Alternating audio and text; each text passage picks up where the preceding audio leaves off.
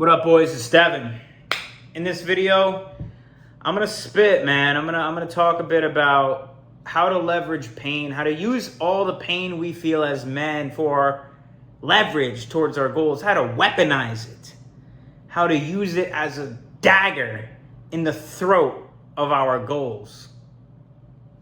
And by the end of this video, you'll understand exactly how I use pain as a weapon and how you can start implementing that today. So let's break it down. What even is pain? Pain is when we feel trauma, right? Pain is when things happen to us that change us. Pain can be heartbreak. Pain can be the loss of a loved one. Pain could be a friend stabbing you in the back. Pain could be not getting accepted to that school you wanted to get accepted to, or not getting that job you wanted to get. It could be anything.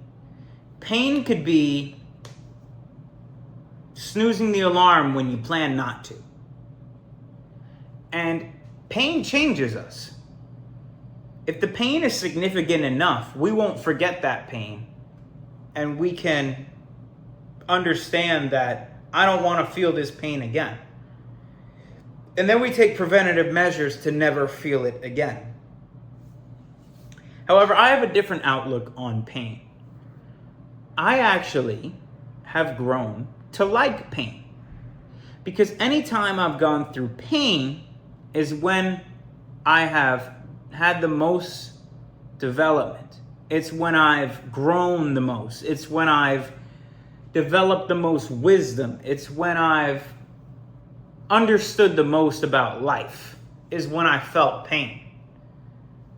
So my biggest piece of pain was when I was 15 and my dad passed away of cancer.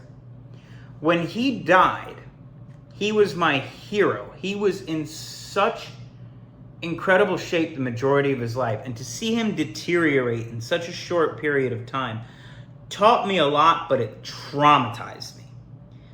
I used this pain as an excuse to become a degenerate drug addict, and I went down a spiral of bad habits and bad addictions for almost 5 to 7 years. And I had no purpose in life.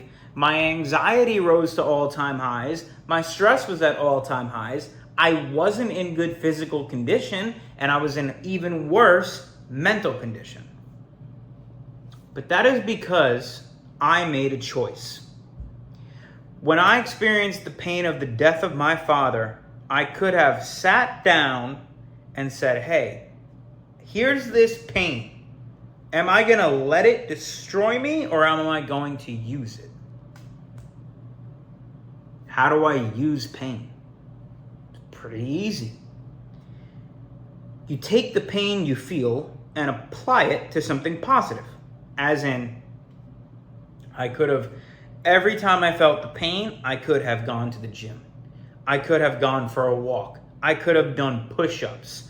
And the more I resonated with the pain, the more I sat in it, the harder I would have gone in the gym, the harder I would have gone with the exercise. What else could I have done? I could have taken how bad I felt, and I could have made someone else's day and raised their state, which would have raised mine back in return. Something to think about. I could have spent some extra time doing work towards my goals, whatever the work might have been, to distract my mind from how shitty I felt. And then I would have got further along with my progress. But I didn't. I was young and I didn't understand this. I didn't have this message that I'm preaching now. So now when I experience pain, I utilize it. When I experienced the pain of the end of my last relationship, I used that pain to become a savage. I worked so hard that I couldn't even think about the relationship. Now, mind you, my last relationship ended because I ended it, because I had to make a tough decision to chase my goals or stay with the girl, and my goals won. Nothing bad against the girl. I actually really loved the girl, but it was very difficult to leave, and I had to make that choice. Wish her nothing but the best. But here I am, and now I felt that pain, and I still feel it to this day, and I use it. I use it, guys. Today, for example, I was really stressed out about a project I'm working on. So I went to the gym for literally an hour and a half and had one of the best training sessions of my life. So my pain is going to be translated into physical representation of something positive. It all comes down to the decisions that we make. We all have the opportunity to channel anything in our life for positiveness, for something good. But it's the choice. The problem is in the moment when you feel these negative emotions, emotion is very overwhelming sometimes. It floods our minds, and we can't think logically. And when we can't think logically, it's hard to understand everything I've spoke about to this point. But it takes practice. And where the practice comes is when everything is okay. When everything is okay, we must take the time to prime our minds every morning. Prepare for negative situations. That is why every single morning when I wake up early, I meditate, I journal, I read. I do things to stimulate my mind and prepare it for war. Because war is inevitable as men. Whether that's emotional, physical, or whatever, we're going to have to go through war and challenge to conquer and become the greatest versions of ourselves. So we must prime our minds each morning. This is why it's so important to me, because war is inevitable. And I'm a fucking warrior.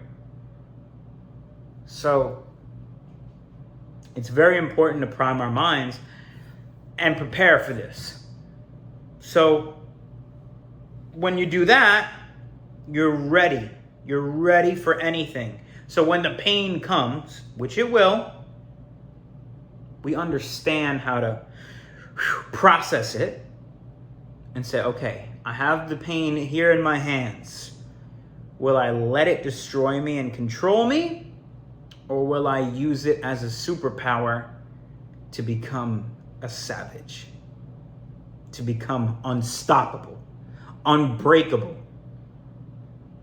We have that power if we so choose. But we must choose it.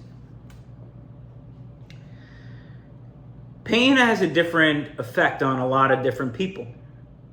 For me, pain has been one of my best friends. I've got the most done in the most times of pain. For some people, it takes getting to great pain for them to do something. For example, a lot of people live a life that is okay. Just an okay life.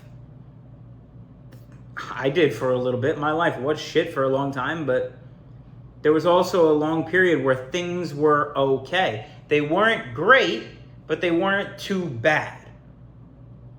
And once I got out of that state into the state I'm in now, where I absolutely love my life, I chase my dreams every day, and I'm so fulfilled and happy in my life. And now that I look back and I say, those moments where I was just okay weren't okay. We shouldn't live a life of being okay. We should live a life of excited to wake up every morning, excited to chase our dreams every morning, excited to become something, excited to leave a mark, excited to influence other people, excited to make money, excited to build ourselves. But I didn't understand this when things were just okay. And being just okay is the most dangerous spot that we could be in. Because people are typically running away from pain or towards pleasure. But being in the middle is where you get stuck. It is where you're the most stagnant. Because you have nothing to run from or towards. Because you don't even understand that you're living a mediocre life. You don't even understand how good your life could be.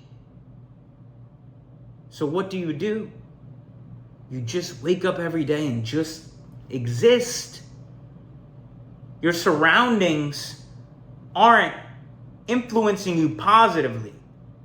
You think things are okay, but they're not. Most people get to a point where they start to get towards pain a bit. And they know change is imminent. They know it's coming. They know it needs to happen. And they start stressing and stressing and stressing over the list of to-dos that they need to do to fix their life. And they get a bunch of anxiety and stress over these to-dos. And they go weeks and weeks and months of thinking about it. Thinking about what they need to do to make their life a little better. Because their life is a little shitty. They're a little chubby in the cheeks. They got a little roll of blubber when they sit down. They're not so confident. They know change is imminent. It's coming. They know things are about to get worse, but they don't know what to do. They don't know how to change, so they start stressing and stressing and anxiety about, what am I going to do? I know I have to change, but And they get these moments where things get really bad. And they're like, yes, I'm going to make a change. I'm going to make a change. Or they'll see a motivational video, like a David Goggins video, and be like, yes, I'm going to change. But then 20, 30 minutes later, things go back to being just okay. Their girlfriend cooked them a meal and rubbed their belly. And life isn't so bad. So that's where they get stuck. That's the most dangerous place to be. But once everything is lost, once the girl leaves you because you're an average loser, once you get way out of shape, that you can't even see your little wee-wee when you go pee-pee, and once you're getting those Snapchat memories where you're seeing yourself with a slim face, looking a little happier, and then cut scene to when the camera comes on and you see your fat ass face. And you're like, fuck, I let myself go. You let it get to a point where now you are fucked. So what do you do now? Once everything is lost and you're at the worst point of your life, you start to do everything that you should have just done when things were okay. That's the crazy part. It takes you to get to your breaking point, to do the list of things that you should have just done when things were okay. And if you just would have done it when things were okay, it wouldn't have even been as hard. You could have done it in a shorter period of time, and you could have been living a better life way sooner. You could take all those minutes, weeks, months of stress and anxiety of you knowing you have to do something but not doing it, and you could have all that time back if you would have just fucking done it. But you didn't.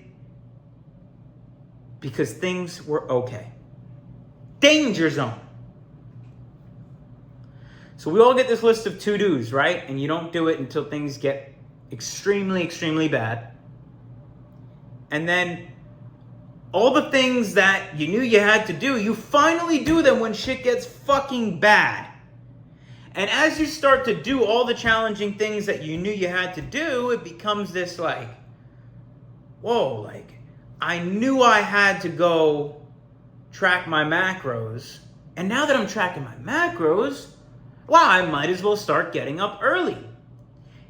Then you start getting up early and it's like, wow, now that I'm tracking my macros and getting up early, I might as well quit that lame ass job that I have, that I hate. Then you do that, and then it just becomes this spiral of like, wow, I did one challenging thing, I might as well do another, and another, and another. And the same way that your life spiraled downward, it now begins to spiral upward, because habits are forming. When you do something repetitively, your brain creates a neural pathway, which basically means it becomes easier and more normal for you to do that thing over and over and over. This is for bad habits and this is for good habits. That's why it's so important to start formulating good habits as soon as humanly possible, because if you don't, you will spiral out of fucking control right beneath your nose. You won't even see it happen.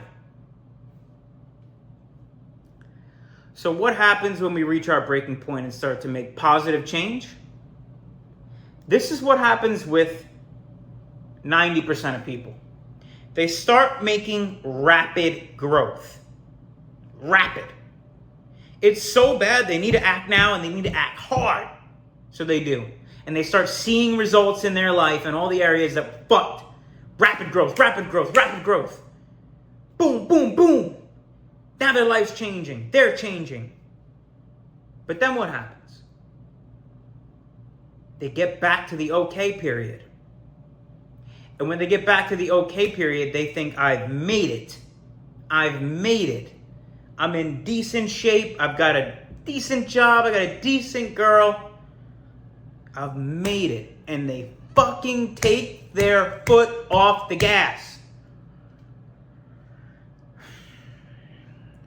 Repeat. Same thing happens. You get back to that danger comfort zone. And that is why you hear people say, I keep falling off. I can't stay consistent. I get on and then I get off. I'm sure you've heard people say this when it comes to anything that requires any bit of discipline in their life. That is why it is so key to establish a giant goal in your life that you are striving for daily and become disciplined towards it. You need to create the mindset shifts. The things that you do every day need to be set in a way that's sustainable, because people get so excited about this rapid growth that I mentioned before that they're doing too many things at once and it's not sustainable long term. We can't do a million things at once like this. Habits are forming, but they're one at a time. You start small with one thing and then you slowly add another and another. You don't just add 50 new habits all at once. That's how you build something not sustainable. That is another reason when it comes to diet, I don't believe in the carnivore, keto, like things like that, because they're not enjoyable, so they're not going to be sustainable for the rest of your life. The goal is, when you start dialing in nutrition and other things in your life, you want to build it in a way that you can enjoy. That is the key. So a way that you can enjoy so that it's sustainable long term. We're not looking for a quick fix. We're not looking for a temporary fix. We're looking for a lifestyle change, a life-changing fix that lasts forever. So when you get in these periods of shit and start making change, do it slowly and set it up in a way that you can sustain long term. A life that you don't need a vacation from. I enjoy everything that I do, and that's why I'm able to stay in incredible physical condition, incredible mental condition, and every day get better, because I set my life up in a way that I enjoy and that I could get 1% better every day. It's not about getting 67% better every day. It's 1%. And the reason they say get 1% better every day is so that it's sustainable. You don't have to get to these great periods of pain. Unfortunately, a lot of people wait for them to come, but you don't have to. So many people, man, I'm telling you, they get to these incredible periods of pain and then they finally make a change. And it's fucked, man. And it's exhausting to see. It's sad. It's very sad. Instead, when you get working towards the goals and you start to see results, you can leverage the pain again without having to go back to it. Right? Whenever you feel like slacking off, whenever you feel like getting lazy on this new sustainable routine that you built, you leverage the pain again. You take yourself back mentally to that place you were at and understand you never want to be back there. Understand how bad it was. Understand the way you felt when you were in it, so that you never want to go back to it. That's the key. Leverage the pain. Leverage the pain. And when more pain comes, it's not an excuse to revert back to eating the fucking Krispy Kreme donuts and not waking up and doing your morning routine. It's not an excuse. Pain is to be leveraged. It's not to hinder us. So this is the way I leverage pain. Anytime you feel it, it's a weapon. And once you start building good habits and building a life that you love and enjoy, the way that you don't fall off, the way that you don't regress back to how you were, is by again leveraging the pain through meditation. When you do your morning meditation and you start to feel like I'm slipping, you think about the way that you felt when you were at your worst state and understand you never want to go back there. And the way to never go back is to never stop doing your routine, to never stop going 1% better. You don't have to reinvent the wheel. You don't have to do this crazy shit every day. You just have to keep going one foot in front of the other. Don't look back unless you're utilizing those past memories. Don't dwell on them. They do not. My bad, boys. I ran out of storage. Just deleted some shit and we're back. I just want to finish up by saying a few more things. Your past doesn't define you. Who you are today and who you will be tomorrow is who you are. Who you are in this very moment is who you are, not who you were 10 minutes ago. Don't worry about your past. Be who you are today. Be better every single day. And don't look back unless you're using it as a point of leverage.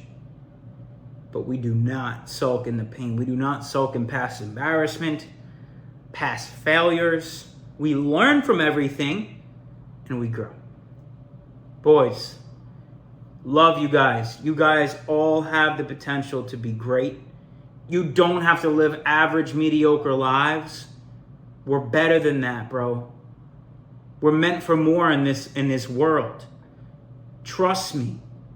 We're not meant to just be in this world and exist. We're not meant to just fucking be domesticated by women. Like, I see so many people and their girlfriends like fucking crack the whip on them.